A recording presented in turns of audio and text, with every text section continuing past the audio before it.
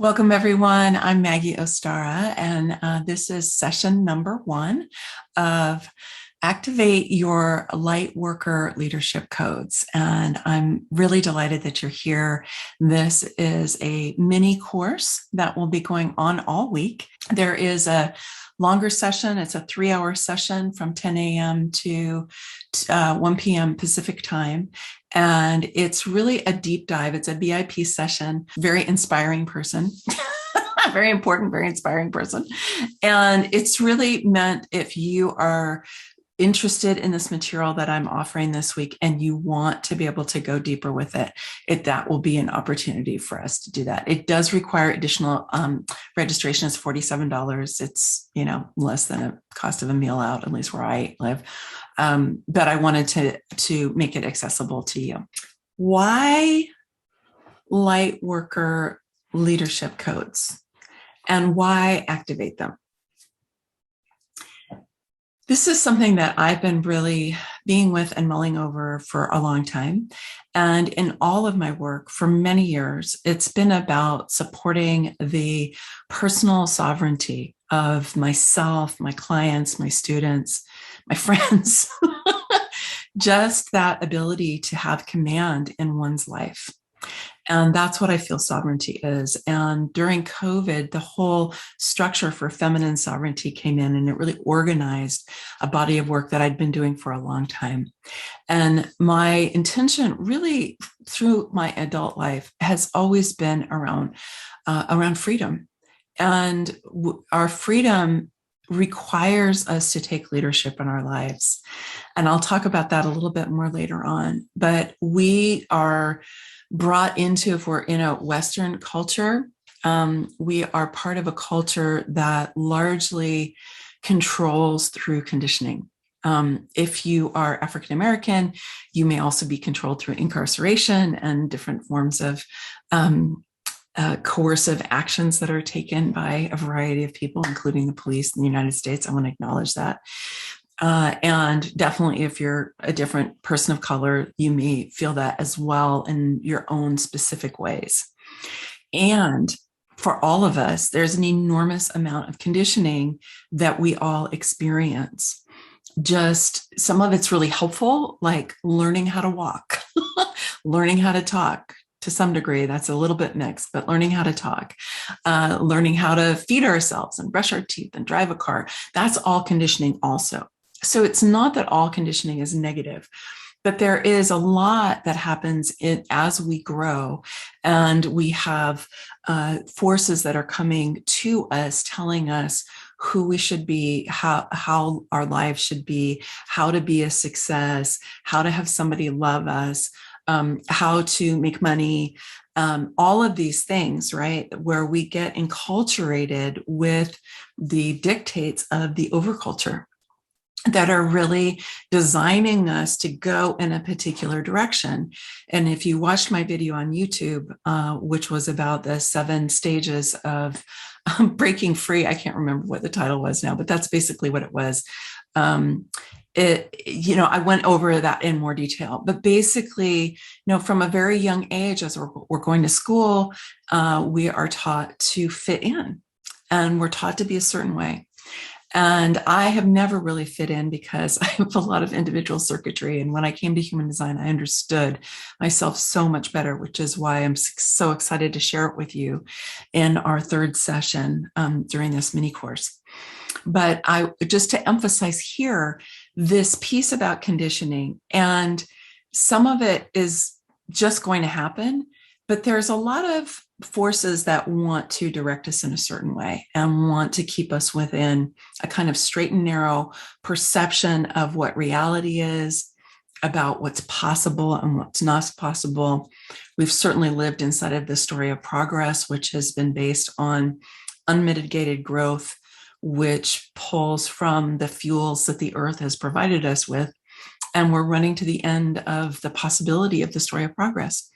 And yet we've been so conditioned into it. I know myself, I have been looking at that for a long time. And so for us to really be able to become the people that I believe certainly is our potential, and that's needed in our world today. We need to take leadership in our own lives. And so we always start with our own lives, and then we move outward into our families, our workplaces, our communities, our work in the world, whatever that is, the different organizations that we might support, the different causes that we're engaged in, whatever it is. So for me, the term light worker really has to do with those of us who understand that we are energy beings in an energetic universe. And so many of the teachings that are coming out from the quantum physicists these days are helping us understand that even more. I've been listening to Dr. Joe Dispenza a lot lately, and I don't know if you know him. He's a very masculine presenter, but I love him. I think he's awesome. And he brings us the neuroscience of change based in quantum physics. It's extraordinary work, and it's very, very helpful, very beneficial.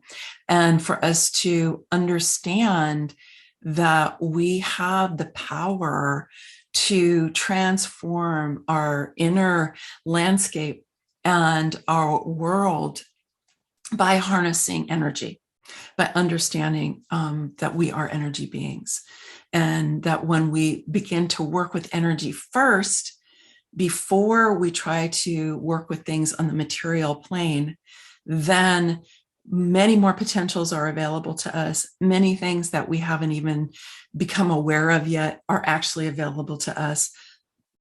And in addition to that, we are able to step out of the known into the realm of the unified field, where all things are possible.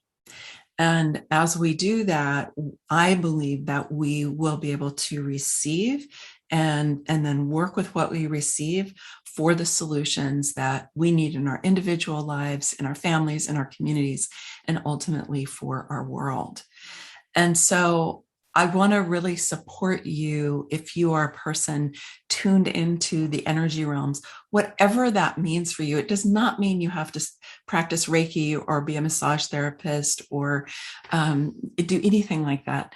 It just means that you are stepping out of the kind of hegemony of the 3D and of how our Western science focused culture has taught us to believe that reality is. One of the things I am absolutely 100% certain of is that I don't know what reality is. It's so many more layered, so much more complex, certainly than I was ever led to believe while I was growing up and through most of my life. And now coming to understand that things are just way, way more complex. And as we can become more adept, we actually have much more support, seen and unseen, known and unknown, that is available to us, that we can tap into, that can help us through the challenges that we have.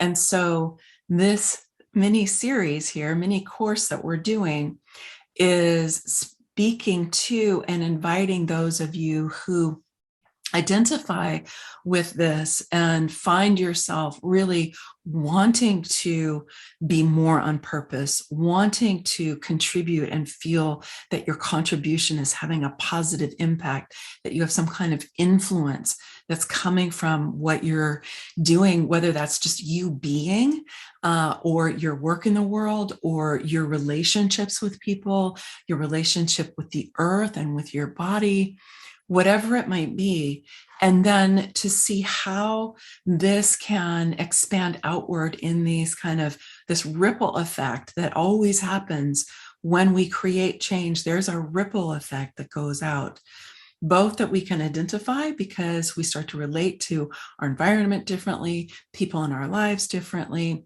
our work in the world often differently, right? But then there's many other things that we're not so aware of because the waves go out into that quantum field, right? And I believe that other people will pick up our waves and be inspired by them. And that's part of the contribution that we make as light workers, is to be influencing people on what one of my spiritual teachers always called the inner planes. So That's why I created this, because I know that you are heart-centered. I know that you care and are compassionate, and that you want to see a world that is more sustainable, that's more based in relational values, where we care about each other, where we understand that the earth is it's not just our environment, it's our mother. It's what we need to be alive. If we kill the earth, we're not going to have anywhere to live. And so having values that are really about this relational aspect, where we understand that we need to be making decisions that influence all of our relations. So all of humanity, all of the other species that we share this planet with, all of the different beings that we don't think of as species in the same way, the plants and the rocks and the rivers and the oceans all have consciousness. And for us to be expanding our ability to take that into account when we make our decisions about where we're going to put our energy, where we're going to spend our money, and what we're really going to do.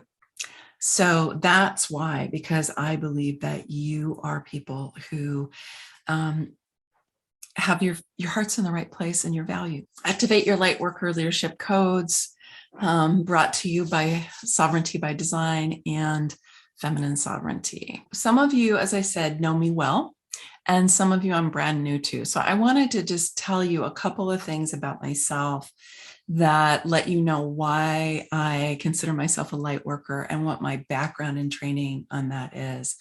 So I am an Awakening Your Light Body teacher, which was created by Snea Roman and Dwayne Packer. If any of you know their work, they've been around for a long time. And they wrote Oren, they're both channels for light beings called Oren and Daben.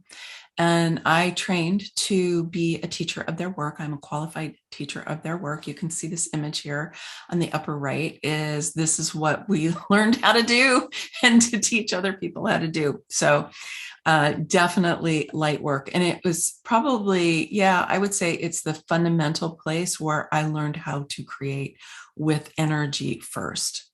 I don't have an image for this, but I also trained to be a clarity breathwork practitioner and trainer. And I did that for a number of years, supported people with breathwork, which is a very energetic and light-filled practice, which is excellent for releasing limiting beliefs and stuck emotions and stagnant energy from the cells of the body, and to create a lot more freedom on the inner landscape, and then to be able to create with light with your breath. Then more recently, I have trained, I'm certified level 4 in human design and quantum human design. And then just last year, just about a year ago, I trained to formally be able to do radiant body yoga, which includes Kundalini yoga. And you'll see in a number of the different practices that I have provided that are on YouTube, I do some of the Kundalini yoga practices. So that's all about energy. It's using breath, it's using the physical body to build our energy, to clear our energy, and to be able to focus our energy towards what it is that we want in our life. That I started out my adult life as a professor. I got a PhD. I was hired out of graduate school to go teach at Columbia University. I was the director of undergraduate women's and gender studies. And I published this book, The Slumbering Volcano, American Slave Ship Revolts and the Production of Rebellious Masculinity. And that's my name from back when I was there. And I published a number of articles and the introductions to books and so on. And then more recently, I am one of the authors of Stop Overworking, Start Overflowing, which just came out about a month ago. And so I've been a writer and published throughout my whole life. And one of my websites, I have over 260 articles on creating a soul-inspired business. If you want to see that, you can go to Soul Signature Success. It's still up. So I am both I'm an academic, or I consider myself a scholar, not really an academic, a scholar. And I am also very interested in the energy realms. And so I've got a really strong left brain, analytical left brain, and I've also got a creative, abstract, spatial right brain. And I think that we need all of it. We need all of it. And I'm really grateful for the experience that I've had to be able to develop both all of these different capacities and faculties that I have. And so I want to ask you, dear one, about yourself, and for you to just take a moment and to consider where you have been in your life so far, and what have you evolved through? What challenges have you had that may have laid you flat for a while? I've certainly had plenty of those, but that you were then able to utilize as a opportunity to discover something about yourself, to grow a new capacity, to be able to let go something that wasn't serving you anymore, to evolve into another level of potential of yourself. Anything that has to do with something where you really evolved through an experience, and what that was, what that was like for you and what that required of you. Because here's the thing, every time you do that, every time you take a challenge and you find a way to turn it into an opportunity, you are taking leadership in your life. And I have talked to quite a few people who, when I ask them about leadership, they're not always sure that they really like the idea of leadership. And I think that that often has to do with the fact that a lot of the leadership that we have seen really for a long time, let's just say centuries, millennia, has been coercive, hierarchical, based in a power over paradigm, way of being, leadership and control enforced by violence. And so, yeah, who would want to relate to that, right? Who would want to step into that? And yet, for me, when I look out into the world and see who kind of the major figures are on the playing field of the overculture,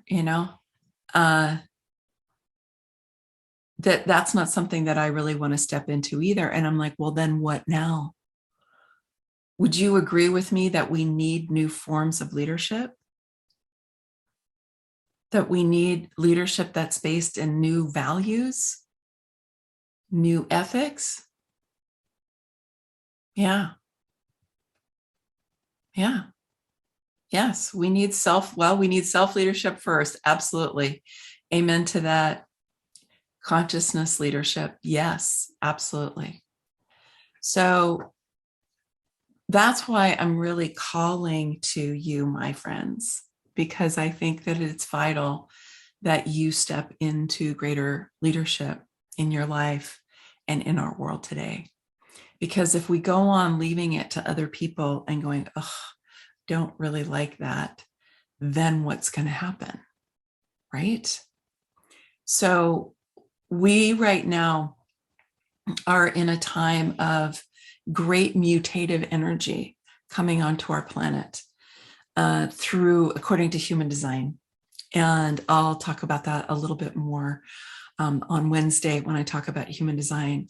But the short version of it is that what's happening in the transits, what's happening with where the planets are related to the human design system right now, is bringing in a lot of individual mutative energy, which is here to be different. It's here to bring change. It's not designed to fit in. And so we all have access to that, whether it's defined in our charts or not. And it's actually pushing us in this direction. Right now, today and tomorrow, We still have the 4323, which is part of the knowing circuit, which is how we tap directly into the creative intelligence of the universe, is through the knowing circuit.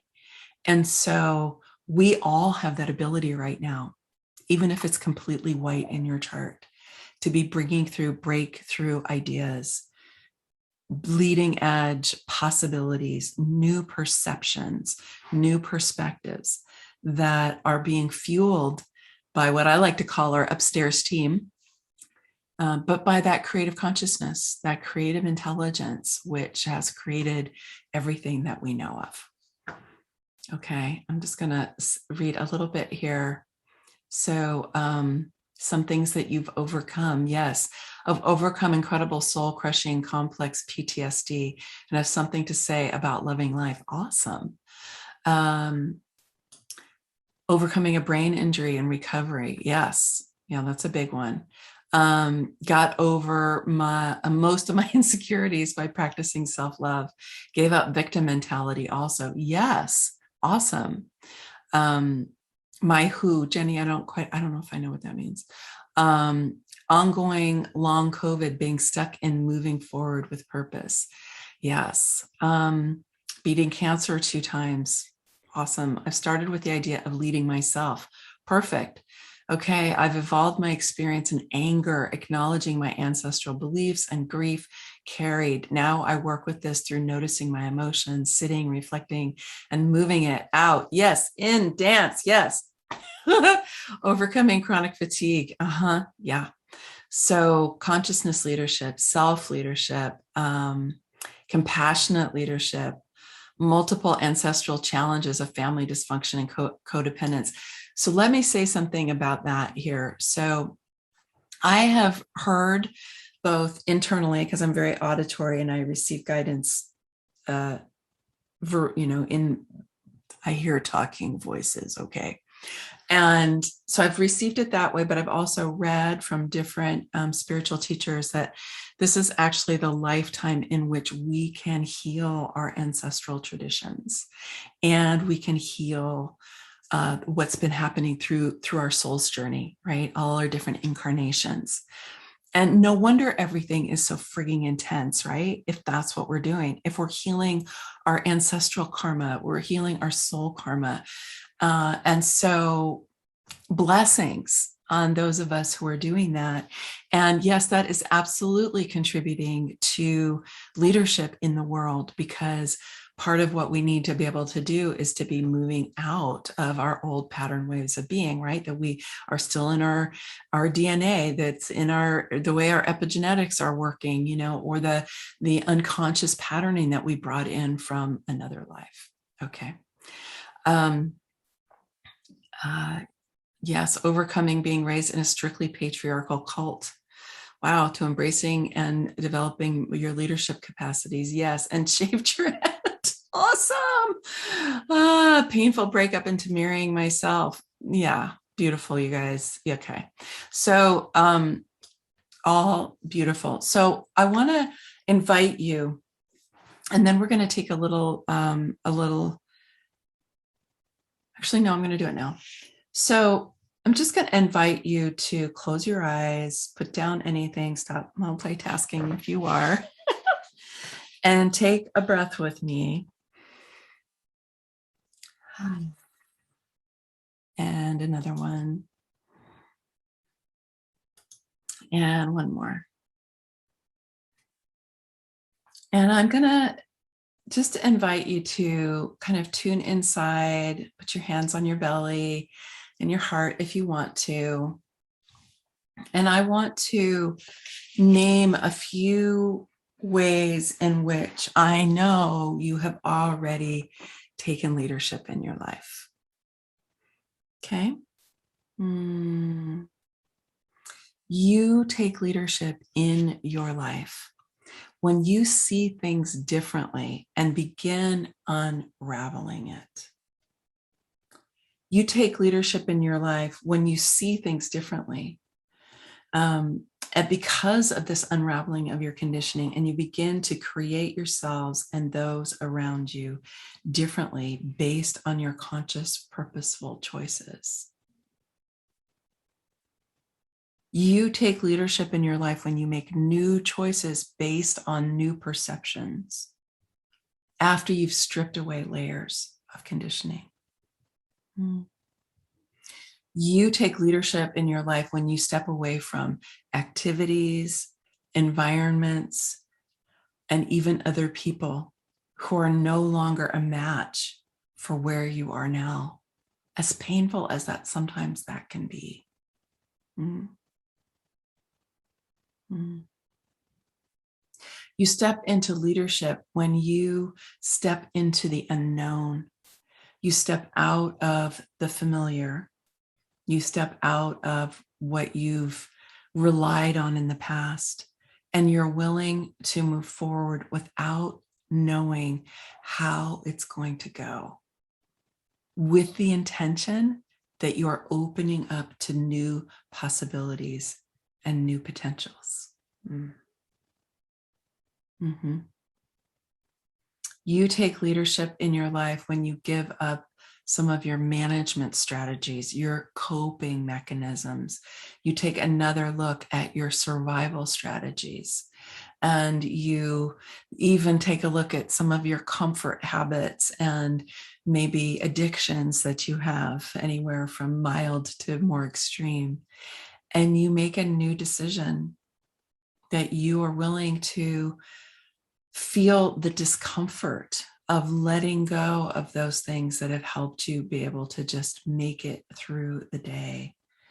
And instead, maybe have that difficult conversation, perhaps with yourself first, or maybe with somebody in your life. When you decide to actually face something that you have been tolerating and putting up with for so long, and make a new decision. You step into leadership in your life when you liberate your way of thinking and your way of being with other people, and you step out of the confines of your conditioning and the way that you habitually talk to certain people or speak in certain situations, or just hide the magnificence of who you are simply because it's what you've always done. And you take leadership in your life when you speak up about things that you have held back about. You choose to express yourself about things that you have maybe never agreed with, or maybe now don't agree with. And you're not going to be complicit with allowing those things to continue without you taking another look. And maybe you also take leadership when you choose not to speak up, when you wait for the right time with the right people. You become selective, discerning about where you want to put your vital life force energy. And you make a decision that you are not going to try to change other people, make them do things and one day before they're ready, which doesn't work anyway. And you become very, very astute about where you want to put your time and your attention and your energy.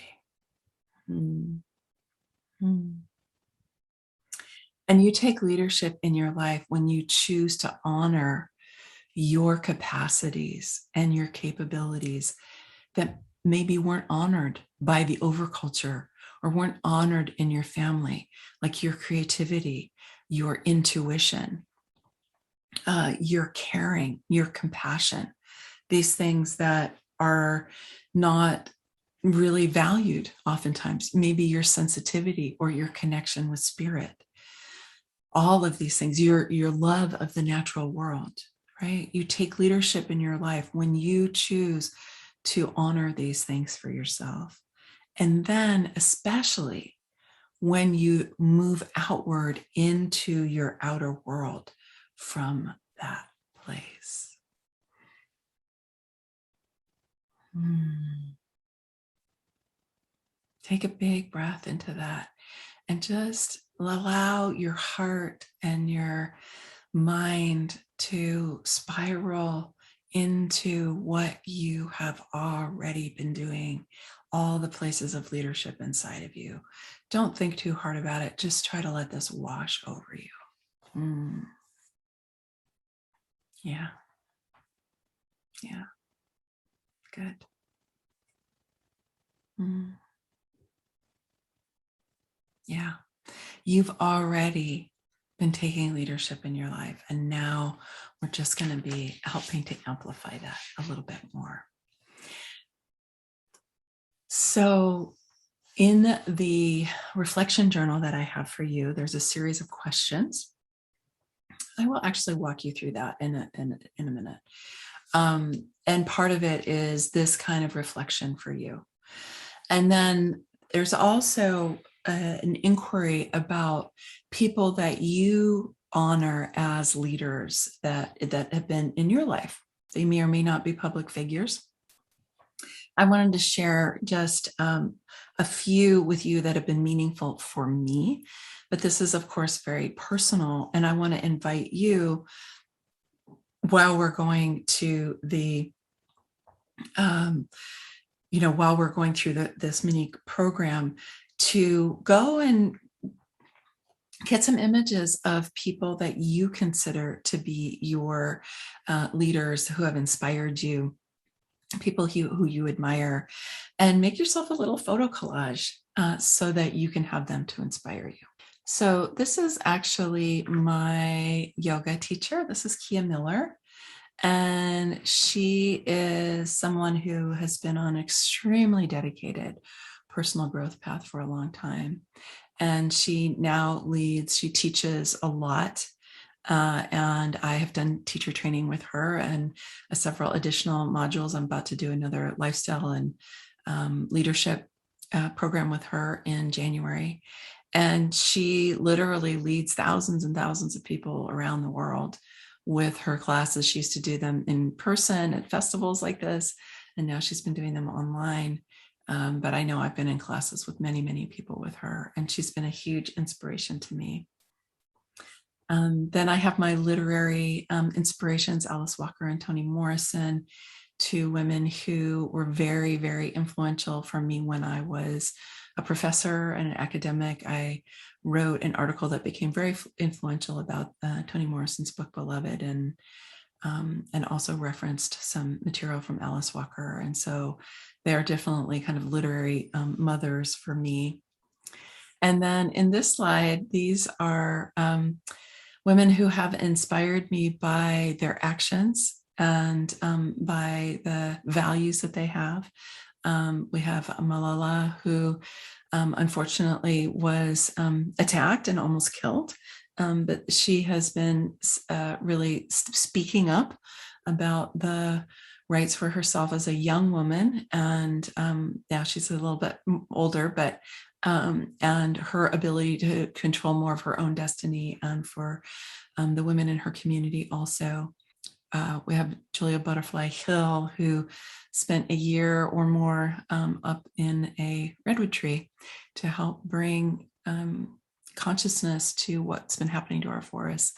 And then we have this beautiful woman who I don't know who she is, but she's standing in here for women who are really leading the way in regenerative agriculture. And then finally, Greta Thunberg, who is a big hero of mine, who has been speaking about climate change for a long time. And she's definitely been rallying the youth around climate change. Charmaine, when you listen to the recording here, I have Gabriel Roth here. So I think you'll really resonate this, what your prayers, dance your pain and move on. I love Gabriel Roth and do a lot of conscious movement myself.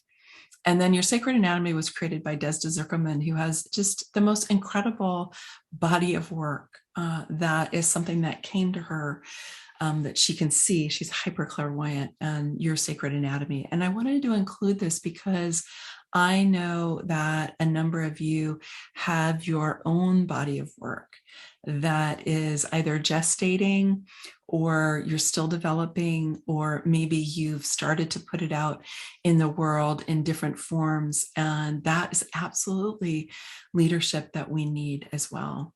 And I just love the way that Gabriel Roth made, she was one of the people who kind of put conscious dance on the map, and has transformed the lives of, tens, hundreds of thousands of people as a result, by following her passion and what her body said. So there's so many different ways that we can follow our passion, right? Okay, I do want to just let you know about this. I mentioned it at the beginning, this VIP session, which is happening on Saturday. And here's the URL for it. And I would highly encourage you to come and join me for that if this is resonating.